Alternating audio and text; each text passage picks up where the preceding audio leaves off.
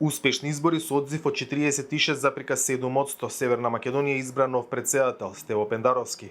Оценките се дека вчерашниот ден поминал во мирна атмосфера. This was a well-administered. Ова беше добро спороведен втор круг од претседателските избори. Продолжување на почитувањето на фундаменталните права им овозможи на гласачите да направат информиран избор, но има потреба од подобрување на законската рамка.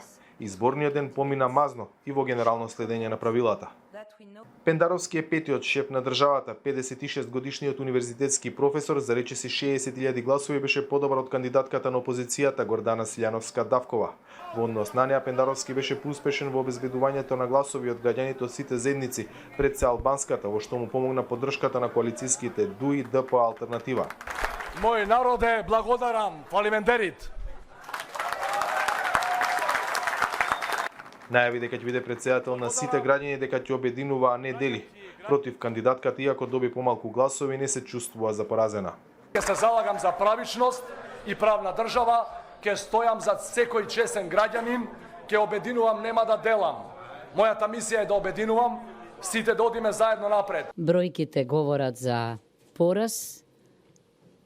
Обично поразените не се чувствуваат добро, но јас никогаш не сум се чувствувала посмирено.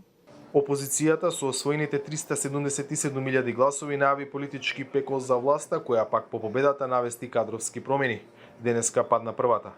Јас побарав од претседателот и од Централното претседателство да ми дозволат да се повлечам од функцијата министар за култура.